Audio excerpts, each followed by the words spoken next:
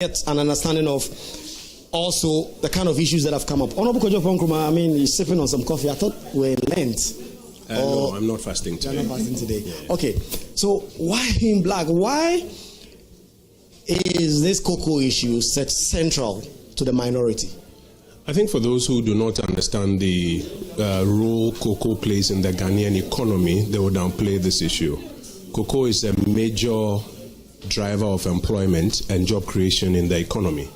The statistics are that about 1 million people are directly involved as cocoa farmers.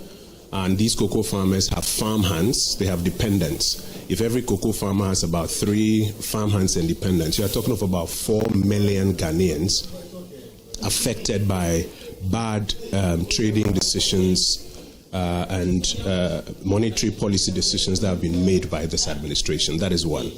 But it's not just the cocoa farmers. If you talk to other farmers, rice farmers, maize farmers, they would also tell you that they are having their own hardships because of, in particular, the monetary policy regime that we are currently running.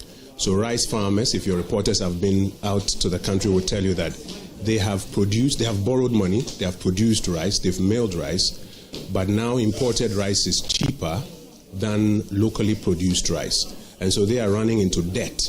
And they are not sure that next year they will be able to farm. I've had the opportunity to visit some of the rice farms, some of the rice mills, and it's a heartbreaking story. The maize farmers are complaining of similar issues on their side.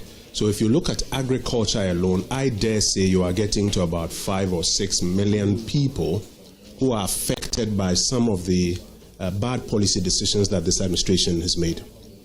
Then you come to manufacturing. Today, if you speak to the average Ghanaian manufacturer who produces something in Ghana, he'll tell you that cost of production is gone up.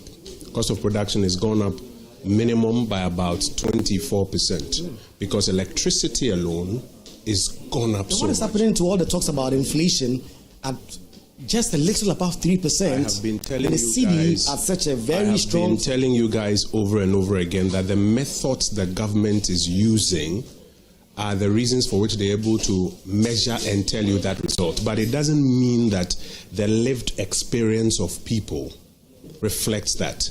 If you want to control inflation by sterilization, 62 billion Ghana cedis in 2025 sterilized.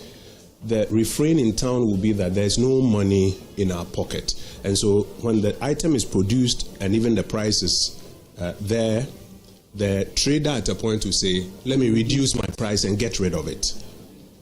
If you are focusing on heavily intervening in the market so that the dollar will now be pegged at 10, the cost of imported products will come down. And you will measure it and say inflation is at 3.8% year on year.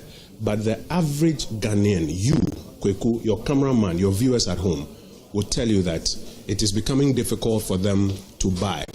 The average middle class person is now complaining about a hike in electricity tariffs, even beyond the 24% that has been announced. And now the government has started another PR gimmick of announcing a committee. You know, this government does a lot of setting and PR gimmicks. So they've announced a committee. They know exactly what is going on. But that's what is one day EC just come and give them. They know. But it's part of their PR gimmickry. Yesterday, for example, they came to Parliament to rebrand the Gold for Reserves program. They say they now call it accelerated reserve accumulation. I mean, sometimes it even gets laughable, but it's all because they are just doing a lot of PR. So today, the average middle class person is now telling you that electricity is gone through the roof.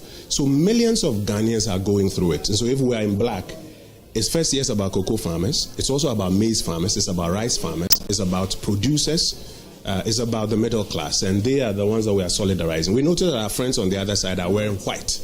It's obvious that they are having a very good time, and we encourage them to continue. Thank you very much.